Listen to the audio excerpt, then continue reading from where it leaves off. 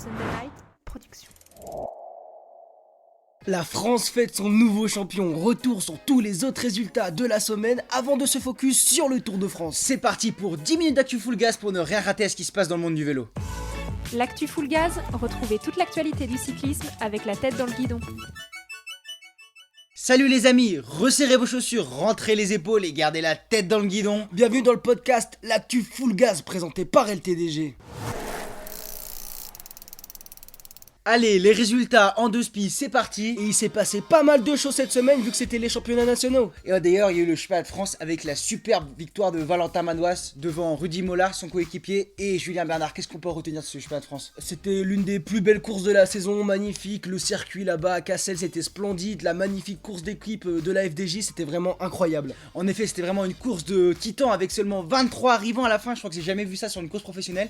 Ils sont partis, donc je pense à une centaine, un gros peloton, et ils sont arrivés à seulement 23, c'est une course qui ne pouvait sourire qu'à un gladiateur. Et en effet, grosse tête, comme l'appelle ses coéquipiers, Valentin Madouas s'est imposé en costaud. Impressionnant de le voir en bleu, blanc, rouge sur le tour. Ouais, ça va vraiment être un bel ambassadeur de ce maillot bleu, blanc, rouge. Et je pense que sur le tour, il va bien aider David Gaudu, qui va être son leader. Et pourquoi pas aller chercher une victoire d'étape avec le maillot blanc, rouge le 14 juillet sur le Grand Colombier. Honnêtement, ça fait plaisir de voir la strat qui a été mise par la FDJ, parce qu'il y avait pas mal de polémiques autour de l'équipe ces derniers temps, avec le mauvais critérium du Dauphiné, avec le Carno démarre. Et là, franchement, ils ont fait une course d'équipe. Ils sont partis direct dans les échappées dès le premier tour avec Pinot. Ouais, franchement, très bon coaching de Marc Madiot. Très bon coaching de Marc Madiot qui a fait mener à son équipe un rythme d'enfer du début à la fin. Une armada XXL avec un David Gaudu qui s'est transformé en coéquipier de luxe. En super équipier de luxe. En super équipier de luxe. Et surtout, moi, je voulais tirer mon chapeau à quelqu'un qui est en fin de carrière, mais qui depuis un mois et demi, il a le vent dans le dos. C'est Bruno Armirail qui fait 2 sur le chrono et qui aussi a tiré tout le peloton dans le circuit final pendant un petit moment. Il a fait un travail de dingue et il a dégoûté tout le monde, ce qui a permis à l'avant à Valentin Madouas de travailler tranquillement avec les deux treks. Ouais, non, c'était magnifique, hein. Ils sont partis à une soixantaine de kilomètres de l'arrivée avec un gros groupe d'échappés, avec déjà 3 FDJ, avec Rudy Mollard, avec Madouas. Et après, il y a encore Gaudu qui fait l'effort, qui sort du peloton, qui rentre avec Cosnefroy sur le groupe de tête. Et après, il y a encore une attaque de Gaudu. Il y a Madouas qui le rejoint. Il était tellement facile. Ce moment où Madouas rejoint Gaudu là, dans la pente à Cassel, c'était mais genre juste trop facile. Assis sur sa selle. Le tracteur, comme on l'appelle aussi, c'est un autre de ses surnoms, le tracteur breton. Ouais. Il a écrasé. Je crois qu'il a aplati les pavés. Maintenant, quand tu la côte de Cassel, il n'y a plus de pavés, quoi. Il y a une ornière au milieu et c'est le tracteur qui est passé, quoi. Ouais, et puis quand tu vois les écarts au final, il y a plus d'une minute sur Rudy Mollard. Il gagne devant son coéquipier, un doublé de la FDJ. Au final, franchement, c'est pas mal. Et Thibaut Pinot fait 7, t'as vu? Et Thibaut Pinot fait 7, franchement, ils sont arrivés qu'à 23, on l'a dit, hein, que 23 qui ont fini, mais donc c'était une course juste extrêmement dure, et je pense que même ceux qui ont juste fini, les 23 qui ont fini pourront dire j'ai fini. Et d'ailleurs, il y en a un qui a fini, qui a fait une superbe course, qui était à l'avant au départ. C'est Romain Grégoire, le petit jeune de la Groupama FDJ. Donc franchement, félicitations à toute l'équipe. Je sais pas si t'as quelque chose à rajouter. Ouais, moi je voulais juste dire qu'on roulait avec son Grand Colombier, avec Thomas Champion, plutôt dans la semaine, c'était mercredi ou jeudi. Et Thomas nous avait dit que déjà à cette course, il allait avoir qu'une trentaine de finishers. Et au final, il avait raison, quoi. Et il a pas fini. Il a pas fini, mais il nous l'avait dit qu'il finirait pas parce qu'il revient d'un Giro, c'était compliqué, mais c'est pas le souci. Mais vraiment, les pros, les gars savaient qu'il y allait avoir très peu de finishers en arrivant. Et c'est ce qui s'est passé au final. On pourrait parler de la Trek, non, aussi Ouais, moi je veux parler de la Trek qui, honnêtement, je m'attendais vraiment pas à les voir à l'avant.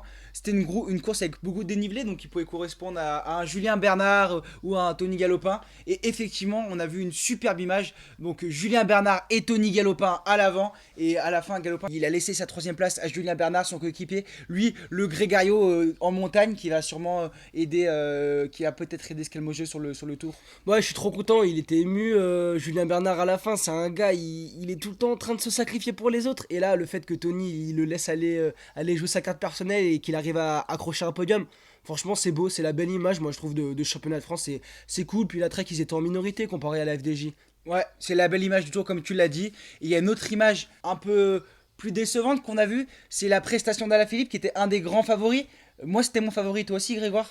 Bah ouais, moi je voyais mieux un Alaphilippe, tu vois, parce que on voyait tous comme un gars en forme. Il avait gagné sur le Dauphiné, on parle de lui comme le potentiel premier porteur du maillot jaune à Bilbao au Tour de France.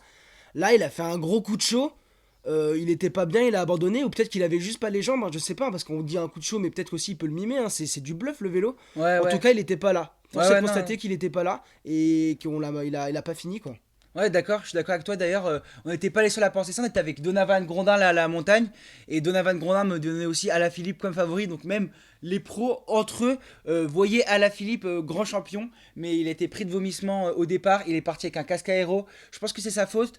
Parce que avec le casque aéro, avec la chaleur, ça tapait. Et même s'il se mettait de l'eau sur le casque, et bah, ça Ouais, l'hydratait assez mal. Ouais. il arrivait pas À se refroidir. à se refroidir. Et moi j'ai juste aussi petite équipe qui m'a un peu déçu, tu vois, c'est la Cofidis. On les a pas vus sur le championnat de France, on sait qu'ils ont jamais été champions de France eux, et on les a pas trop vus, j'ai l'impression que Lafay, Pérez, tu vois, les gars qui pouvaient aller s'imposer. Même un Zinglé, Martin, ouais. tu vois, Un qui est tout Zinglé, le temps ouais. dans le top 10, ils étaient pas là au final. Ouais, non, Cofidis un peu décevante, mais bon, Cofidis s'est rattrapé avec les femmes. Tu me fais la transition parfaite parce que chez les femmes, c'est Bien sûr. Victoire Berthaud de la Cofidis qui rapporte le premier titre de champion de France pour la Cofidis de leur histoire. Quelle émotion. Et quelle émotion finalement, ça vient des femmes, c'est un Victoire Berthaud. Félicitations à toi Victoire parce que derrière ça a roulé. L'énorme prestation de Marie Lenette et de Jade Wills Ouais. qui a pété le moteur dans la dernière côte. Victoire n'aura jamais aussi bien porté son nom. Et ouais, dans la dernière qualif, là dans Cassel, elle est toute seule face à deux FGDJ, face à Jadeville et Marie Lenette. Et elle répond coup à coup aux deux attaques de Marie et de Jade. Et au final, bah, c'est elle qui contre les deux FDJ et qui va s'imposer toute seule. Donc, quelle prestation, mais quelle démonstration de force, quoi. Ouais. Gagner face à deux adversaires, c'est quand même une grosse prestation. Et l'émotion sur la ligne d'arrivée était incroyable. Je te propose qu'on fasse le tour des autres résultats et qu'on revienne sur cette course féminine Ouais. dans la Q full gaz avec un Ouais, nœud. ouais. Mais On en tout s'emballe cas, parce qu'on est trop contents, quoi. ouais, C'est trop trop content. stylé de voir Franchement, ça. nos ambassadeurs bleu-blanc-rouge cette année ils vont être très beaux. Bravo Victoire, bravo Valentin. Donc, je sais pas, France de chrono, qui a gagné Grégoire? Ouais, c'est Rémi Cavagna qui récupère son maillot de champion de France devant Bruno Armirail et Pierre Latour. Benjamin Thomas va s'écraser au pied du podium. En Belgique, qu'est-ce qui s'est passé sur le chrono? En Belgique, sur le chrono, il s'est passé quelque chose d'assez drôle. Enfin, pas du tout drôle en fait. C'est Remco qui a chuté, mais il chute, il fait quand même quatrième malgré sa chute. Vous allez voir que ça s'est bien passé parce que 2 jours après, il a remporté les championnats de Belgique sur route. Donc c'est Wout van Aert qui gagne. Numéro exceptionnel encore. Voilà, il s'impose. Remco Evenepoel s'impose sur route devant Alex Egart et Jasper Steven. Et du coup, sur le chrono, c'est Wout van Aert qui vient remporter le chrono, donc champion de Belgique de chrono, devant encore Alex Egart qui a fait une super prestation sur cette semaine des championnats nationaux. Et Eregot Rune qui aussi fait une belle prestation. Ouais, bah Alex Eckart, il avait remporté déjà un chrono là sur le Baby Giro il y a 2 semaines. On savait la semaine dernière, donc on savait qu'il était en forme. Par contre, faut pas qu'il s'inspire de ses aînés, tu vois. Il faut pas qu'il devienne un Wout van Aert bis à faire que des deuxièmes places tout le temps. Parce que la deuxième sur le chrono, deuxième sur la course en ligne, ça veut dire qu'il est complet, qu'il a du potentiel. Mon pote va falloir aller chercher des victoires maintenant. C'est ça. En plus, il a perdu au sprint contre Remco sur la course en ligne. En Slovénie, il s'est passé deux choses assez drôles. Du coup, il y a Pogacar qui a tout écrasé. Il a écrasé le chrono et il a écrasé la course en ligne. Et sa copine s'impose chez les femmes. C'est Donc ça. rigolo. C'est le couple slovène qui gagne en Slovénie. Voilà, il y a Ça pas, marche, il y a- ça marche très très bien Ça marche. dans la famille Pogacar.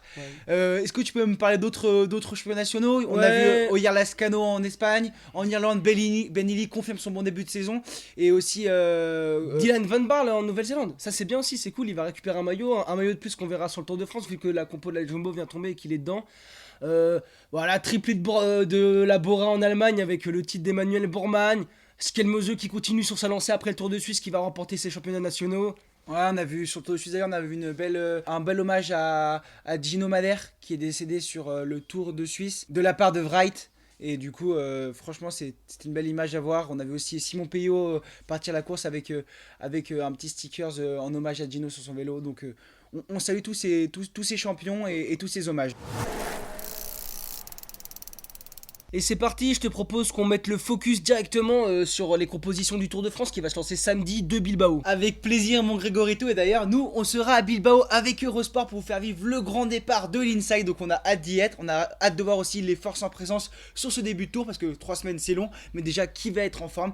En tout cas, on a déjà quelques compos, notamment des compos françaises. Et une compo qui nous a impressionné sur le chemin de France, c'est la Groupama FDG. Ouais, vu la démonstration de force qu'ils viennent de faire, on peut voir que tous les mauvais souvenirs du Dauphiné sont un peu derrière eux. Et grosse équipe articulée autour de David Gaudu avec Thibaut Pinot, Valentin Madouas, Stéphane Koum, Kevin Geniette, Olivier Legas, Quentin Paché et Lars Van den Berg. Donc ça roule clairement sur le plat, ça roule en montagne. Et pourquoi pas aller chercher quelques placettes au sprint avec Van den Berg. Ouais, je suis d'accord avec toi. Ensuite, il y a la belle compo de la Cofidis qui est articulée toujours autour du Français Guillaume Martin qui sort d'un très bon Dauphiné, même s'il était un peu transparent sur ce chemin de France, comme toute l'équipe Cofidis. Derrière, il sera accompagné de Yoni Aguirre en montagne, Alexis Renard, Brian Cocard pour les sprints, pourquoi pas les gagner à Paris et prendre sa deuxième victoire World Tour de la saison et de sa carrière. Et ensuite Axel Zingler, le jeune français qui habite vers chez nous d'ailleurs dans le Beaujolais, qui va pourquoi pas aller jouer une belle victoire d'étape. Ouais, mais je suis pas tout à fait d'accord avec toi. C'est peut-être un double leadership entre Martin et Izaguirre. Tu vois, moi je les mets un peu à la même échelle pour aller chercher un top 10. Et après, victoire d'étape entre Cocard et Zingler. Je suis assez d'accord avec toi là-dessus. Au niveau des grosses formations qui ont sorti leur compo, on peut directement penser à la Lidl Trek, effectivement articulée autour de Giulio Ciccone qui a pas pu faire le Giro, et Mathias Kelmose qui sort champion du Danemark, qui a gagné le Tour de Suisse et qui est très très en forme sur ce début de saison. Ouais, et puis bon, on peut imaginer qu'un Mats Pedersen ira bien nous chercher une petite victoire d'étape comme il a fait sur les 3 derniers grands tours auxquels il a pris part, les 3 derniers grands tours qui ont eu lieu tout simplement. C'est ça. Ensuite, on peut penser aussi à la DSM de Romain Bardet qui va être bien accompagné en montagne pour un classement général, ou à la Movistar qui sera articulée autour de l'Espagnol Enric Mas qui j'espère fera un meilleur résultat sur le Tour de France que sur le Dauphiné. Et on passe aux énormes formations, aux géants, à la Jumbo Visma qui a sorti sa composition ce matin. Ouais, Tige Benoît, Kelderman, Sepkus, Laporte, Van Aert, Dylan Van Baal, Nathan Van Heyden pour accompagner leur leader Jonas Vingegaard. Grosse équipe qui peut s'imposer sur tous les terrains, même si c'est pas la priorité d'aller chercher les étapes. Eux, ce qu'ils veulent, c'est le classement général, on l'a bien compris. Ouais, non, je pense que la Jumbo ils veulent tout, hein. Ils vont prendre les étapes, ils vont prendre le classement général, ils vont laisser les miettes.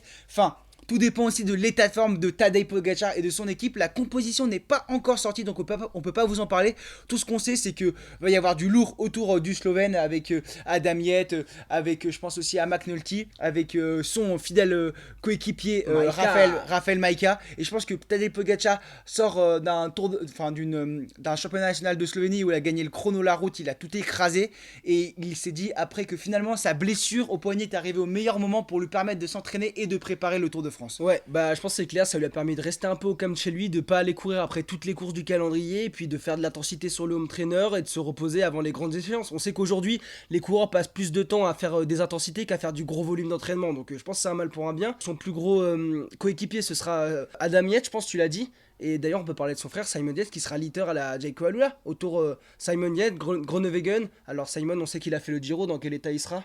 Ouais, Simon Yates, il a fait le Giro. Non, je pense que la Jayco, ils vont venir pour essayer de gagner une victoire d'étape. À mon avis, ils seront pas là pour le classement général. Petit débat que j'ai envie de te lancer. Est-ce que tu penses qu'il y aura de la place pour d'autres personnes sur le podium, en tout cas sur les 2 premières places, entre Tadej Pogacar et Jonas Vingegaard? Bah forcément il y a une 3ème place qui est sur le podium, hein. Ils sont où deux, donc oui forcément je vois bien Skelmosio faire quelque chose. Bah, alors c'est un gros risque parce qu'on l'a jamais vu sur 3 semaines, mais vu la forme qui monte il peut faire quelque chose. Après David Gaudu, j'espère qu'il fera quelque chose, c'est notre plus grosse force française. Et j'espère que Pogacar sera au niveau pour aller faire la bataille avec Vingegaard. Mais on le connaît, c'est un revanchard, il aime jouer, il aime faire la bataille. S'il vient sur le tour, c'est qu'il est en forme. Parce que sinon, les autres, en une semaine, ils ont pris plus de 2 minutes sur le Dauphiné, quoi. Donc en 3 semaines, Vingegaard, il peut leur mettre une valise. Ouais, bon, on verra bien. J'espère que Tadej Pogacar sera au niveau pour voir une énorme bataille comme l'été dernier. C'était vraiment magnifique et ça nous avait fait vibrer. Ça faisait longtemps qu'on n'avait pas vu un duel aussi serré entre 2 coureurs. Je te propose qu'on fasse un petit point mode sur les maillots, parce que là, toutes les équipes sortent un maillot spécial pour le Tour de France. C'est lequel qui t'a le plus plu, toi? Moi j'ai bien aimé le maillot de la Jumbo Visma, mais plus pour le message que pour le design, on va dire, parce que le message est beau, ça part de croire en ses rêves, on voit les petits Van Aert, les petits Vingegaard qui rêvent d'aller gagner sur le Tour de France, et après on les voit porter le maillot et gagner sur le Tour de France. Donc le message est sympa, continue de croire en ses rêves et tout, c'est assez simple mais c'est basique, le design est sympa, il y a plein de rappels à Paris-Roubaix, voilà, c'est sympa. Et toi? Moi franchement j'aime bien le maillot de Astana aussi pour le message. Il est fait en plastique recyclé et il a des petites touches de doré comme ça sur le bleu clair. Je trouve que ça va bien ensemble. De base le maillot est pas incroyable, mais pour le message et pour ces petites touches de doré, moi j'adore le doré. Franchement félicitations. Après il y a plein d'autres maillots, Movistar en blanc, tout ça. On sait que ça reste de la com, mais ça fait du bien à l'image du vélo sur route qui a pas toujours une image ultra respectueuse de l'environnement, quoi. Grégorito, je te propose qu'on passe à l'actu full gas avec un E. On va faire un petit focus sur les féminines. Et chez les filles, c'était aussi les championnats nationaux et elles nous ont toutes régalé, elles nous ont fait vibrer. Et d'ailleurs, le plus beau moment, on en a déjà parlé, c'est la victoire de Victoire Berthaud, justement, devant Marie-Lonette et Jadeville sur les championnats de France féminins. Première victoire pour l'équipe Cofidis sur un championnat de France sur route, donc magnifique. Et surtout, un beau combat de gazier, elles ont fait le spectacle et moi j'ai vraiment bien aimé, elles se sont données dans la côte de Cassel, c'était vraiment pas mal. On s'est régalé. Au niveau du contre-la-montre, Ouais, c'est Cédrine Kerbol qui s'impose en France. Donc une petite surprise, Audrey Gordon-Ragon 3ème et Coralie Demey 2ème. Petite surprise là-dessus, bravo à toi Cédrine. Et Audrey qui confirme son retour quand même un peu en forme, même si elle fait que 3ème, qu'elle perd son titre. Ouais, et puis dans les autres nations, on peut voir Liane Lippert qui s'est imposée en Allemagne, Chloé Dagert aux États-Unis. Il y a eu d'autres résultats, non? Ouais, aussi Elisa Longo-Borghini en Italie. On peut aussi voir le superbe doublé route contre la montre de Marlène Rosser en Suisse qui écrase tout, et Mavi Garcia en Espagne. Ouais, et puis pour la SD Works, en plus de Marlène Rosser, on peut voir Demi Vollering aux Pays-Bas, Lotto Kopecky en Belgique et Blanca Vas en Hongrie. Donc va y avoir beaucoup de couleurs l'année prochaine. Ouais, elle laisse que les miettes cette année, la SD Ouais, de Works. toute façon, elles gagnent tout, elles ont une suprématie totale chez les filles. L'actu full gas c'est terminé pour aujourd'hui. Nous on va enfiler le cuissard et aller reconnaître le col de la Lose directement pour Eurosport. Et puis on va se retrouver lundi prochain sur le sol basque pour parler du grand départ du Tour de France à Bilbao. On sera sur place, donc on aura plein de choses à vous raconter. Ciao les amis.